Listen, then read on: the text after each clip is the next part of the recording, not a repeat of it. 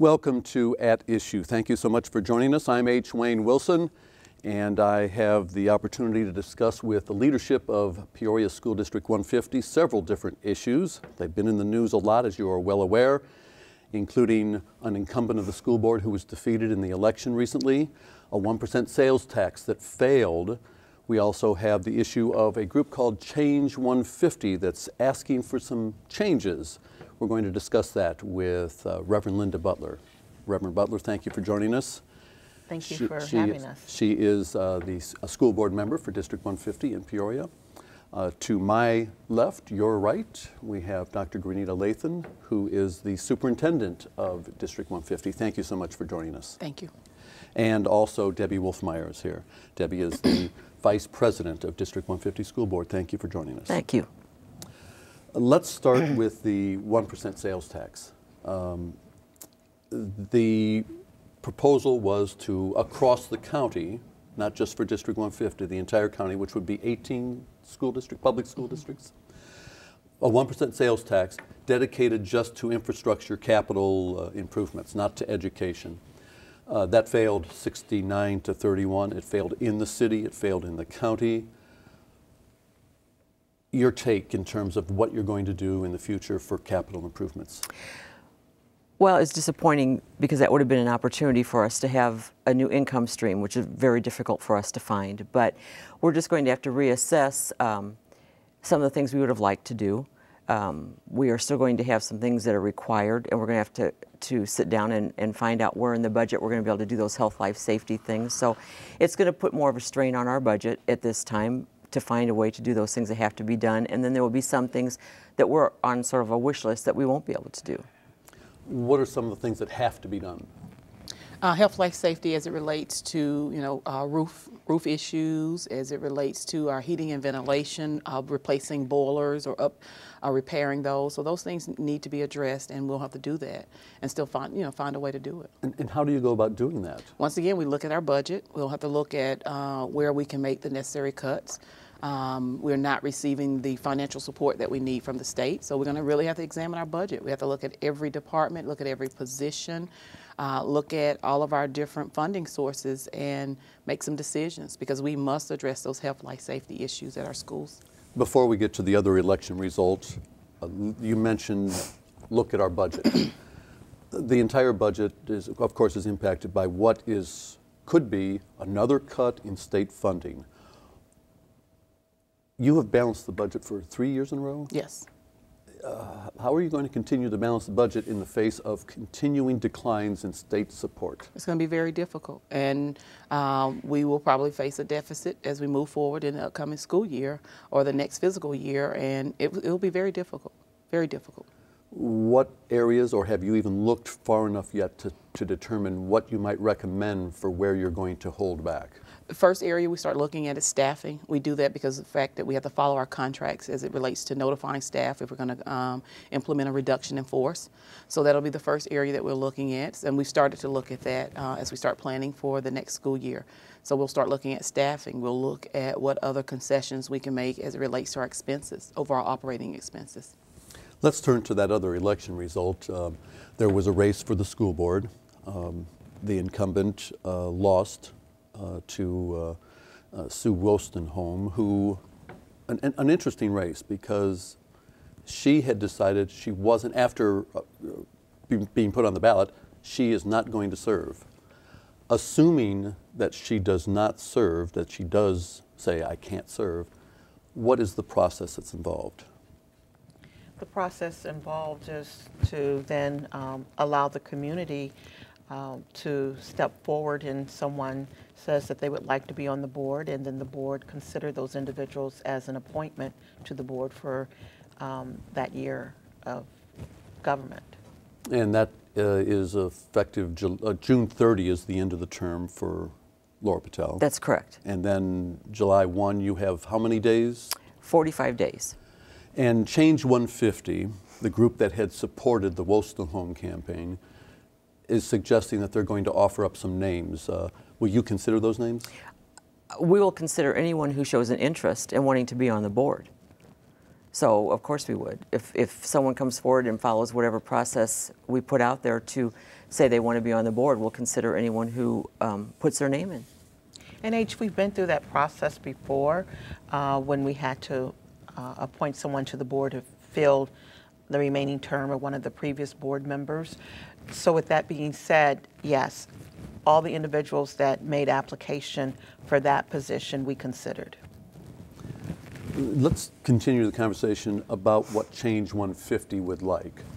It's a new group. They weren't formed until January of this year, registered with the state, and they presented a petition to the City Council on March I don't remember the date now, but it was a petition that was a vote of no confidence in you. How do you respond to that? I mean, you've been relatively quiet. You've been focusing on the district. You have an opportunity to respond to that petition. Well, all superintendents know they work at the pleasure of the board. We have a plan. When I was hired, the board gave me a list of directives and expectations of what they wanted me to accomplish. And I've been working toward those goals. And some of those goals and expectations have not been welcomed by whether it's district staff, community members, or parents. But overall, we have a job to do, and that's to educate the children that we've been called to serve. So every citizen, every parent has the right. That's the great thing about being a citizen of the United States, is to share their input and to share what they like about not only my job, but everyone's job as it relates to what we do when we're in public service. So respect what people have to bring to the table. What I respectfully ask is for people to do it in a respectful manner. There's a method for sharing that information. The board welcomes comments and feedback. I welcome comments and feedback, but we should be able to do that in a civil manner, a respectful manner. And so as we receive feedback that is not always positive, we sit down and we regroup. I look at it. I'm reflective about comments that are made and suggestions, and then we make a decision whether or not we need to move forward with those or, stay the course. Several members of Change 150 have said that you have ruled in an atmosphere of fear and intimidation, and they would like a third-party organization to come in and analyze whether or not that is indeed the case in the administration that you've been ruling with through fear and intimidation, and if that third-party organization finds that to be the case, to make some recommendations. Do you feel like you're ruling with fear and intimidation? No, I'm very direct with my expectations, the expectations that I share with the administrators that I directly supervise and that I'm accountable for evaluating. And if you do not follow those expectations as it relates, we look at it through the evaluation process. I don't evaluate teachers. That is the responsibility of our building principals. So there's no direct contact on a daily basis as it relates to teachers and staff members. I am very clear. We've developed a strategic plan that was welcomed by the board, which was also one of the requirements of my initial employment, and we're following that plan. Oftentimes when you encounter personnel issues, people will share their perspective of how they feel because they're being held accountable. It's nothing to make a person feel bad or to make that a person is a bad person because they can't meet those expectations as it relates to performance. But we have a job to do, and we don't get a second time at educating children. When you have them in your classrooms and in your building for that particular year, for that grade level, we need to make sure we're doing all we can. We need to make sure we have the right people in front of them, not only as classroom teachers, but building principals, custodians, the bus drivers that actually transport our students to school. So every staff member that receives a check from District 150 is accountable to every child, whether or not they see those children on a daily basis. And I'm accountable. The board, they hold me accountable through an evaluation process. My job is to hold principals and central office administrators accountable through an evaluation process. Principals are accountable for holding everyone in their building accountable through that evaluation process. I want to get back to Change 150 recommendations in just a moment, but first, a mention of school leaders leads me to the next question of John Wetterauer, the principal, had been the principal at Charter Oak, reassigned, and then asked for did he have a medical leave of absence? Is that what? Leave of absence. Just a leave of absence. How much can you tell us about that situation, knowing that it's a personnel matter? Well, I think the report that came out after the investigation is a lot of the information that the board received. And as a board member, that situation, I looked at that. I looked at his written response to that report, because he never did sit down and meet with us to give us a response to anything, and other information that we were provided. And that's what I used, and I think all board members did, to make their decision. Decisions like this are not made in isolation. We take them very seriously. We know it's people's lives. And so I don't want to get into any specifics about the information that we knew and things like that, but it's always difficult when it's a personnel matter. You have taken some heat, if I may use that term, for personnel moves at leadership positions. You brought in, early on, you brought in people from North Carolina who you had worked with before. You've made some changes in leadership. Someone has used the term 24 out of the 27 top positions in the district. Why were those moves necessary in your opinion? Based on initial conversations with the board, like I said, once again, during my interview process, and we utilized the 2010-11 school year to gather data, met with principals individually and also in small groups, and we talked about, basically it was kind of goal setting. Where do you see yourself? If you had to move to another school, would you like to see yourself at a primary school or a high school? What role do you see? Some principals have been at schools for a number of years, and so change is needed. When we have had situations or years where we are not growing students, and once again we're looking at individual growth, not so much as one test score based on one assessment that is administered annually. And so we needed to make a change. And part of that change was to move principals around. It wasn't done in isolation again.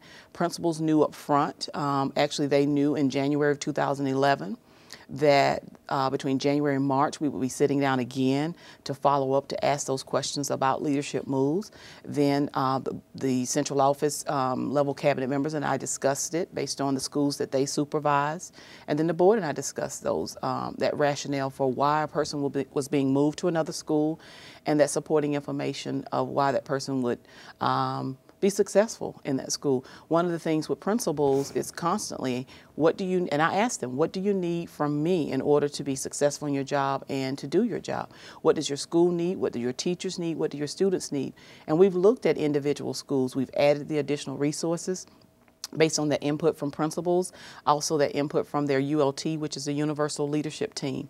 The Universal Leadership Team is made up of the principal and then building level teachers. And so they sit down and then they decide and create their plan, basically what we used to call a school improvement plan. It's called a Rising Star Plan now, new term by the state. And so they develop the plan for their school, how they're going to meet the goals and objectives so that the students in their school will be successful. Let me turn to Reverend Butler with regard to another suggestion from Change 150. They're suggesting that District 150 join many of the other school districts in the state, and instead of having 5-year terms for the school board members, to have 4-year terms. And they feel that that would give more opportunity for people to run for office.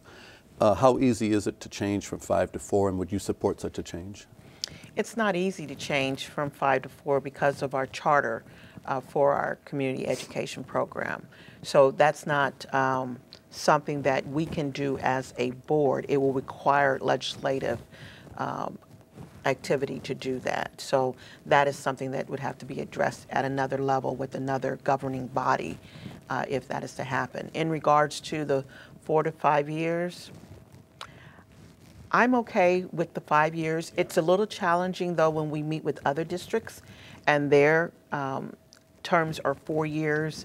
It kind of, when you're going through some things and talking about what districts can do in the election year, it challenges it to say, well, we're on a 5-year plan. So, and in regards to, it would allow other people to then maybe run. I don't know how that would influence individuals opportunities or decisions or interests in being on the board. The 5-year term was something to consider when you know, campaign to be on the board, but rather if it would have been 4 years, it wouldn't have made a difference for me. For both of you as board members, Change 150 has suggested that there be board training instituted for District 150 board members. Do you believe that the board members need some additional training? Well, actually, board members go through training as it is. The state has instituted some mandatory training for board members when it comes to things like the Open Meetings Act and just in governance. I can't remember, I think it's a 4 or 5 hour course online or go to a workshop. And so those things are in place. When we have new members come on the board, we try and do an orientation type thing for those members because it takes a while to get oriented and learn exactly how things work. We also have opportunities to go to trainings with at the national level. There are 4 of us that are going to a National School Board Convention soon. And then there's an opportunity at the state level every year with a lot of different topics to be covered. And then there are regional meetings that we can go to that I believe are quarterly. So we do have opportunities to not only get training from school board officials where it's at the national or the state level, or to meet with other school board members. We also have an Illinois Association of School Boards representative that serves us, that they offer many different kinds of training. And in fact, we're getting ready to do a self-evaluation in April, which they recommend you do as a board together at least every other year. And so we are going to do that process. So we do go through a lot of different things to try and improve ourselves as board members. What I would like to add to that is something that Mrs. Wolfmeyer shared with me some time ago as we look at the various issues and what would be the best thing to do. And we have many people asking us to do particular things, and we represent all the people, and it was through a representative from the Illinois Association of School Board Members that helped us to process how we look at the various opinions or requests or asks of people in the community for the educational program. When I first was elected to the board, one of the first things I had to do and welcome doing was going away to 2 trainings, one to learn school board governance and the other one school board finance. So the training has always been there, and we have participated in the training, and we will continue to do that. One other recommendation from Change 150, Superintendent, they would like to see more organizational flexibility in terms of directives and how directives are determined. How much flexibility can you authorize in the school district? What we've looked at, once again going back to our strategic plan, is we implemented a strategic plan. We have a high mobility rate in our district, and also with requirements now of the state as it relates to Common Core, a new assessment that will be administered during the 2014-15 school year. We needed some commonalities across the district as it related to curriculum, especially as it related to literacy and math and science. And so there are some commonalities as it relates to interventions and enrichments. We've shared that, but there are individual schools that are also implementing some different programming, that based on that prescribed programming, there is some flexibility because that program requires certain things. For example, we have 4 schools that are participating in the pre-authorization stage to become international baccalaureate schools. Though that requirement required for the schools to have a media technology person. That was different. In the past, we had librarians at the high school level, and our primary middle schools had library managers, which were non-certified positions, but that was a mandate. Also a mandate of that particular program is some changes to the scheduling as it relates to language arts or humanities and titles of courses. But also I think people should know that the state requires us to implement certain courses. We must use certain titles, certain codes, and so we also have state and federal regulations that we must follow. So there's some flexibility, but there's some things that are mandates that is because it's being pushed down that we must implement.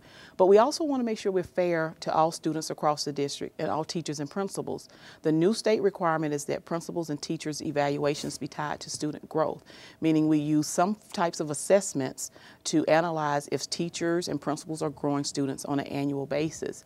And so by having some prescribed curriculums and resources for teachers and principals, when we administer those 9-week, what we call common assessments, we're assured that teachers and students have the information that they need. So some schools that choose to, let's say, adopt new programs, and the programs are not tied to the Common Core, well, you could have a problem later if you're using that information as part of their evaluation. So you want to be fair across the board, not only to the students we serve, but our teachers and principals. And for the benefit of the audience, Common Core, a brief explanation of what Common that Core is. state standard. Our state, state of Illinois, and other states agreed to join a consortium where they would implement the Common Core. And it's a prescribed set of standards that says at every grade level, students need to know how to master certain standards by the end of that particular school year. And so it kind of levels the playing field for example, for students who are in Illinois with students maybe in Texas or California or Maine. It levels the playing field because we're all focused on those Common Core state standards. Although at the end of the day, states still have the flexibility in school districts of how they arrive at that. For example, in a 9-week period, we're saying students must complete and master certain objectives. However, a school has the flexibility to determine how to implement and when to introduce those objectives. Let me turn back to our school board representatives. How frustrating has it been to see that a couple of negative issues have dominated the news? And before this taping, you shared with me some of the positive things happening in the district. Is it difficult to get that message out? It is. Part of it is, and I don't want to just blame the media, but it's always more sensational to report the negatives. I think the other thing is that people who are upset are the ones who are usually vocal. People who don't like a decision are the ones who are usually vocal. And so you always see, whether it's at the podium or in emails and that, the people who are unhappy with you. And I'm guilty of that. If I'm happy with something, I just don't say anything. And so it is very frustrating to hear over and over again the people that are upset when you're out in the community, and also hearing that people support the things that are going on, but they just aren't as vocal about it. Reverend? I would like to add, it is my hope that people will begin to listen more and to receive what it is that we are sharing with them about the things that are happening in the district. Not only open your ears when something negative is happening, but to be even searching for the positive with the district because it's there. So I see it as more than just putting the message out. I see it as the community looking and listening for what the message is. We've spent so far the time allowing you to respond to certain issues. How about some positive things that have happened in the district? Let me give you a couple of minutes to talk about positive things. The one that occurs to me is vocational education at Woodruff. Mm-hmm. We opened the Woodruff Career and Technical Center, so now we are in our 3rd year with Woodruff being open. We are, have, let's see, engineering, cosmetology, barbering, metals, construction trades, health occupations. So we have access for students, and students across the district have an opportunity to spend a portion of their school day at their home high school and a portion of their day at Woodruff. We've worked in partnership with our local trades union, very pleased about where we're headed. They've provided us input as it relates to curriculum. They've provided us input around interviewing skills for our students, and they've agreed to partner and come in and help with our career days and orientations for students that are interested in that particular area. That was a major push, and based on feedback not only did I receive from board members during my 1st year, but also from the community, that they were disheartened that we had many years ago eliminated vocational education, or what we call today now career and technical education. And so it was a big push. So oftentimes you hear, like I said, about the negatives, but through those listening, those conversations of listening to the community, parents and students, that was one of the things that they wanted to see return. Now we have a principal in place that is excited about the work that he's doing there. The staff are excited. And so we're hoping to see some great things come out of Woodruff. Longer school day, graduation requirements increased? Yes, longer school day that was negotiated with our teachers union. That was a win for our students and also our staff. So very excited about that. Foreign language expansion to our middle school, so our middle school students have access to that before they enter into high school. We also added some additional support positions. Social workers and counselors were added. Counselors at all of our middle and high schools, and then social workers at some of our schools that had some major social and emotional issues that our students were experiencing. And with that, we have expended the half hour of time. And wow. Wow, yeah. Did you want to talk some more? I did. Yeah. Well, with that, we'll invite you back another Thank time. you. Okay. But thank you to both Linda Butler and to Debbie Wolfmeyer, board members of District 150, and also to Superintendent Grenita Lathan. Thank you so much for joining us on At Issue. Next week, we'll be reviewing with some legislators and with the head of the Illinois State Chamber of Commerce the budget message from Governor Pat Quinn. Join us a week from now for that review.